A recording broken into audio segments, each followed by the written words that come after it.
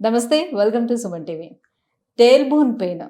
So, ఇది చాలామంది చాలా సిల్లీగా తీసుకుంటూ ఉంటారు గానీ, నిజంగా అది అనుభవించే వాళ్ళకి ఆ పెయిన్ ఎంత కష్టంగా ఉంటుందనేది వాళ్ళకే తెలుస్తుంది. సో, ఎక్కువగా డెలివరీ అయినటువంటి స్త్రీలలో చూస్తూ ఉంటాం. ఎక్కువగా కూర్చొని పనిచేస్తున్న వాళ్ళలో అంటే గంటల కొలది ఎక్కువగా కూర్చొని పనిచేస్తున్న వాళ్ళలో చూస్తూ ఉంటాం. సో, ఏంటి ఈ టెయిల్ బోన్ పెయిన్ ఎందుకొస్తుంది? ఎలాంటి సందర్భాల్లోని మనం చూస్తాం? దానికి ఫ్రాక్చర్ ఏ సందర్భాల్లో జరుగుతుంది? దీనికి ఒకవేళ సర్జరీ గనక చేసినట్లయితే ఎటువంటి కాంప్లికేషన్స్ ఉంటాయి? సర్జరీ లేకుండా ఎలాంటి ట్రీట్మెంట్స్ మనకు అందుబాటులో ఉన్నాయి? సో, ఈ విషయాలన్నీ కూడా మనకు తెలియజేసేందుకే మనతో పాటు ఉన్నారు doctor Sudhakar garu, EP on pain management from LB Nagar. Hello sir. నమస్కారం. Sir, tail bone pain. So, చాలామందికి ఆ పెయిన్ వచ్చేటప్పుడు కూడా సాధారణంగా తుంటి దగ్గర పెయిన్ వస్తుందేమో, లేకపోతే నాకు బ్యాక్‌లో పెయిన్ వస్తుందేమో అని అనుకుంటారు కానీ, టెయిల్ బోన్ పెయిన్ అనేది చాలా వరకు ఎవరు కూడా దాన్ని గెస్ చేయలేరు. యెస్. సో, ఏ సందర్భాల్లో మనం ఎక్కువగా చూస్తుంటాము ఈ టెయిల్ బోన్ పెయిన్ అనేది? దానికి ఫ్రాక్చర్ అవ్వడం అనేది ఎలాంటి సందర్భాల్లో చూస్తూ యాహ్! ఉంటాం? సో, టెయిల్ బోన్ పెయిన్ అనేది మా ఓపీలో చాలా కామన్‌గానే చూస్తుంటామండి. సో, ఇదేంటంటే కొద్దిగా కొంతమందికేంటంటే సోషల్ స్టిగ్మా లాగా కూడా ఉంటది. అది చెప్పుకోవడానికి కూడా కొద్దిగా ఆలోచిస్తా ఉంటారు. అది ఎలా ఉంటదంటే మెయిన్‌గా ఎలాంటి వాళ్ళు చూస్తామంటే సడెన్‌గా కాలు జారి చతికిల కింద పడ్డప్పుడు గానీ, మెట్లు దిగుతూ కాలు జారి చతికిల కింద పడ్డప్పుడు కానీ, ఆర్ సైకిల్ హార్డ్ సీట్ మీద కూర్చొని తొక్కుతున్నప్పుడు సడెన్‌గా గుంతలో పడ్డప్పుడు. సో, మన చిట్ట చివరున్న బోన్ అంటే మన వర్టిబ్రల్ కాలమ్ లోపల చిట్ట చివరున్న బోన్‌ని దీన్ని టెయిల్ బోన్ అంటారు. ఆర్ కాక్సిక్స్ అంటుంటాం. దాన్నే టెయిల్ బోన్ పెయిన్ ఆర్ కాక్సిడీనియా అంటాం. సో, ఏ కారణం చేతైనా ఈ బోన్ ఫ్రాక్చర్ అయినా, డిస్‌లొకేట్ అయినా దాని కింద మనకు ఒక నర్వస్ టిష్యూ ఉంటుంది. దాన్నే గ్యాంగ్లియన్ ఇంపార్ అంటుంటాం. సో, అది కమిలిపోవడము, అది వాపులు రావడం. సో, దాంతోటి ఏంటంటే వాళ్ళకి కంటిన్యూయస్‌గా పెయిన్ ఉంటుంది. ఆ పెయిన్ ఎక్కడి వరకు స్ప్రెడ్ అయ్యి ఉంటుంది? అది ఎట్లా తెలుస్తుంది మనకి మనకి? జనరల్‌గా ఎలా ఉంటదంటే హార్డ్ సర్ఫేస్ మీద కూర్చున్నప్పుడు పెయిన్ రావడం, కష్టం అనిపియడము, కూర్చొని లేస్తున్నప్పుడు చాలా కష్టం అనిపియడము, సైకిల్‌లో ఎళ్ళాలన్నా, లేకపోతే టూ వీలర్ డ్రైవ్ చేయాలన్నా చాలా కష్టం అనిపియడము, లాంగ్ డిస్టెన్స్ కూర్చోవాలంటే కూడా పెయిన్ అనిపిస్తుంటది. ఆ పెయిన్ అక్కడే ఉండకుండా ఇన్నర్ థైస్‌లో అక్కడంతా కూడా స్ప్రెడ్ అయితా ఉంటది. So, so, two wheeler drive చేసే వాళ్ళలో కూడా ఈ ప్రాబ్లమ్ ప్రాబ్లమ్ ఈ కనిపిస్తుంది. Long hours two wheelers drive చేసి టూ వీలర్స్‌లో పోతున్నప్పుడు గుంతలో పడ్డప్పుడు ఆర్ మన పాట్ హోల్స్‌లో పడ్డప్పుడు అక్కడ ప్రెషర్ తగిలినప్పుడు ఇలాంటి ప్రాబ్లమ్స్ చూస్తా ఉంటాం. సో, ఇంకోటి ఏంటంటే లేడీస్‌లో ఏంటంటే డెలివరీ అప్పుడు బిగ్ బేబీస్ వజైనల్ డెలివరీ అయినప్పుడు దాని కింద ఉన్న నర్వస్ టిష్యూ కొద్దిగా డ్యామేజ్ అయ్యే ఛాన్స్ ఉంటది. ఆర్ ఇక్కడ కొద్దిగా డిస్‌ప్లేస్‌మెంట్ అయ్యే ఛాన్స్. సో, అప్పుడు కూడా వాళ్ళకి కంటిన్యూయస్‌గా పెయిన్ వస్తా ఉంటుంది. సో, పోస్ట్ డెలివరీ కొంతమందిలో చూస్తా ఉంటాం ఇది కామన్‌గా. సో, అది వాళ్ళ సింప్టమ్స్ అన్నీ సింపుల్ అంటే మెయిన్‌గా హార్డ్ సర్ఫేస్ మీద కూర్చోవాలన్నా కష్టము, కూర్చొని లేవాలన్నా కష్టము, లాంగ్ డిస్టెన్స్ ట్రావెల్ చేయాలన్నా కష్టం అని చెప్తా ఉంటారు. ఓకే. అంటే లైక్ ఇది బ్యాక్ పెయిన్ లాగా అనిపిస్తూ ఉంటుందా? లేకపోతే మనం కూర్చున్న ఆ సీట్ పైన ఆ! పెయిన్ వస్తూ ఉంటుందా? లేకపోతే కిందకి కూడా ఆ పెయిన్ అంటే అనేది స్ప్రెడ్ ఇది అవుతూ ఉంటుందా కాళ్ళకి? మెయిన్‌గా లో బ్యాక్ పెయిన్, మెయిన్‌గా కూర్చున్న సీట్ దగ్గరే ఎక్కువ పెయిన్ ఉంటది. టిపికల్ సిమ్టమ్ ఏంటంటే కూర్చున్నప్పుడు కింద సర్ఫేస్‌లో అక్కడ పెయిన్ వస్తుంది అని చెప్తారు అది. That is more typical.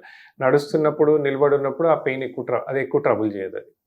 So, more common symptom ఏంటంటే కూర్చున్నప్పుడే. And that too hard surface మీద కూర్చున్నప్పుడు పెయిన్ అని చెప్తుంటారు. సో, లక్షణాల విషయానికి వచ్చేటప్పుడు పెయిన్ ఏ రకంగా ఉంటుంది ఏంటి దాన్ని బట్టి కనుక్కొని మనం అప్రోచ్ అవ్వడమే ఉంటుంది. సో, ట్రీట్మెంట్ పరంగా మనం చూసుకునేటప్పుడు సో, డయాగ్నోస్ చేయడానికి ఏమేమి టెస్టులు ఉంటాయి? అండ్ ట్రీట్మెంట్ పరంగా చూసుకునేటప్పుడు ఒకవేళ ఎవరికైనా ఫ్రాక్చర్ అయితే అసలు అక్కడ సర్జరీ చేయడానికి ఆప్షన్ అనేది ఉంటుందా? సో, ఫస్ట్ థింగ్ డయాగ్నోసిస్ అంటే ఫస్ట్ థింగ్ మెయిన్‌గా వాళ్ళు చెప్పే సిమ్టమ్స్ బట్టి ఒక కంక్లూజన్‌కి వచ్చేయొచ్చు. టిపికల్ సిమ్టమ్స్ హార్డ్ సర్ఫేస్ మీద కూర్చొని లేస్తున్నప్పుడు నొప్పి అంటారు. రెండోది ఏంటంటే క్లినికల్‌గా ఎగ్జామిన్ చేస్తాం. క్లినికల్‌గా వాళ్ళని పడుకోబెట్టి ప్రెస్ చేసినప్పుడు టెయిల్ బోన్ టచ్ చేస్తే చాలా సివియర్ ఎక్స్‌క్రూషియేటింగ్ పెయిన్ ఉంటుంది వాళ్ళకి. ఓకే. మాన్యుయల్‌గా టచ్ చేసినప్పుడల్లా. సో, ఇంకా తర్వాత ఏంటంటే ఫర్దర్‌గా ఒకటి ఎక్స్‌రే చేస్తాము. ఎక్స్‌రేలో మనకేంటంటే ఏమైనా డిస్‌లొకేట్ అయిందా? టెయిల్ బోన్‌లో ఏమైనా డిఫార్మిటీ ఉందా? ఏమైనా ప్రాబ్లమ్స్, ఫ్రాక్చర్స్ ఉన్నాయో తెలుస్తది.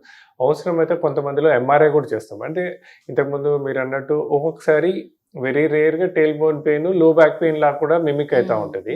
సో, ఎంఆర్ఐలో మనకి ఆ డిఫరెన్స్ అవన్నీ రూల్ ఔట్ చేసుకోవడానికి చేస్తాము. బట్ 90% ఆఫ్ ద పేషెంట్స్‌లో ఎక్స్‌రే తోటే మనం అంటే వాళ్ళ సిమ్టమ్స్ క్లినికల్గా వాళ్ళకి ఎగ్జామిన్ చేయడము అండ్ ఎక్స్రే తోటి we can come to a conclusion. Very rarely MRI అవసరం పడుతుంది. బట్ ఎంఆర్ఐలో కూడా మనం ఒకసారి ఫైనల్ డయాగ్నోసిస్కి వచ్చామనుకోండి, ఒకవేళ ఫ్రాక్చర్స్ ఉన్నా డిస్లొకేషన్స్ ఉన్నా నాన్ సర్జికల్ ఆప్షన్సే బెటర్ వీటికి. ఎందుకు అంటే అక్కడ చాలా స్పింక్టర్స్ అటాచ్ అయి ఉంటుంది. సో ఆపరేషన్ చేయాలన్నా ఆపరేషన్ చేసే డాక్టర్స్ కూడా first thing non surgical interventions అంటే ఆపరేషన్ లేకుండా ఇతర పద్ధతులతోటే ఆ పెయిన్ తగ్గడానికి ప్రయత్నం చేస్తారు. ఎందుకంటే ఆపరేషన్ చేసినప్పుడు అక్కడ ఉన్న స్పింక్టర్స్ అన్ని డిస్లొకేట్ ఛాన్స్ ఉంటుంది. సో ఆ స్పింక్టర్స్ కొద్దిగా అటు ఇటు వెళ్తే మన మోషన్ కంట్రోల్ అనేది ఎఫెక్ట్ అవుతుంది. So operation is the last resort, but it is very rarely done. Operation లేకుండా ప్రయత్నాలతోటి చాలా మటుకు ఆ నొప్పి తగ్గడానికి ప్రయత్నం చేస్తుంటారు. సో వెరాజ్ మన ఈపియాన్ పెయిన్ మేనేజ్మెంట్లో మరి ఎటువంటి ట్రీట్మెంట్ దీనికి అందుబాటులో ఉంది, ఎలా ట్రీట్ చేస్తారు? సో మా ఐపియాన్లో ఏంటంటే ఫస్ట్ ఇలా టెయిల్ బోన్ పెయిన్తో సఫర్ అవుతున్న వాళ్ళని క్లినికల్గా ఎగ్జామిన్ చేసి ఎక్స్రే తోటి ఒక కంక్లూజన్కి వచ్చాక వాళ్ళకి నాన్ సర్జికల్ ఆప్షన్స్లో ఫస్ట్ ఒక simple non steroidal anti inflammatory drugs పెడతాము. పెట్టి ఒక డోనట్ పిల్లో అంటే రౌండ్ షేప్ పిల్లో అండి, మధ్యలో హోల్ ఉంటుంది. సో ఆ డోనట్ పిల్లో అంటే వాళ్ళు ఎక్కడ కూర్చున్నా ఆ డోనట్ పిల్లో యూజ్ చేయమంటారు. ఎందుకంటే వాళ్ళు కూర్చున్నప్పుడు ఆ టెయిల్ బోన్ కింద సర్ఫేస్కి టచ్ అవ్వకుండా ఉంటుంది. సో అట్లా వెదర్ వాళ్ళు బైక్ పైన ట్రావెలింగ్ అయినా, కార్ పైన ట్రావెలింగ్ అయినా, ఆఫీస్లో చైర్లో అయినా, ఇంట్లో అయినా ఆ డోనట్ పిల్లో యూజ్ చేయమంటారు. సో దట్ ఆ టెయిల్ బోన్ కింద సర్ఫేస్కి టచ్ అవ్వనప్పుడు దానికి కొద్ది రెస్ట్ దొరుకుతుంది. ఆ రెస్ట్ దొరకడం వల్ల ఆ ఇన్ఫ్లమేషన్ ఎడిమా అనేది కొద్ది వరకు నాన్ స్టెరాయిడల్ యాంటీ ఇన్ఫ్లమేటరీ డ్రగ్స్తో తగ్గుతుంది. In spite of this home remedies తగ్గని పక్షంలో వాటికి సింపుల్ ఇంజెక్షన్స్ ఉంటాయి. అంటే గ్యాంగ్లియన్ ఇంపార్ బ్లాక్ అంటాం. అంటే మన ఆపరేషన్ థియేటర్లో ఆపరేషన్ లేకుండా ఫ్లోరోస్కోపిక్ గైడెడ్గా ఎక్కడైతే ఈ గ్యాంగ్లియన్ ఇంపార్ ఉంటుందో అక్కడ ఇంజెక్షన్స్ ఇవ్వటం వల్ల ఆ ఇన్ఫ్లమేషన్ ఎడిమా తగ్గుతుంది. దాని తగ్గడంతో నొప్పి కూడా తగ్గుతుంది. ఒకవేళ అంటే తాత్కాలికంగా అది ఉపశమనం ఉంటుందా లేకపోతే? లేదు, ఇది దీర్ఘకాలిక పరిష్కారం. It's a very long lasting solution. And ఒకవేళ ఇంజెక్షన్స్ తగ్గని పక్షంలో radio frequency ablation of ganglion impar అంటారు. సో ఒక లేజర్ ద్వారా ఆ ట్రీట్మెంట్ ఇవ్వచ్చు. It's a long lasting solution. దాంతోపాటు ఈ donut pillow and tablets and ganglion impar block కానీ ఆర్ఎఫ్ఏ తోట కానీ పేషెంట్కు ఒక దీర్ఘకాలిక పరిష్కారం ఇవ్వచ్చు. ఓకే, దీంతో పాటుగా సైమల్టేనియస్గా మనకి ఫిజియోథెరపీ లాంటిది ఏమైనా సజెస్ట్ చేస్తారా? ఎస్. ఎలా అంటుందంటే ఈ చుట్టుపక్కల ఉన్న పెల్విక్ మజిల్ స్ట్రెంథనింగ్ కోసం అని చెప్పి కొన్ని సింపుల్ ఎక్సర్సైజెస్ చెప్తాము.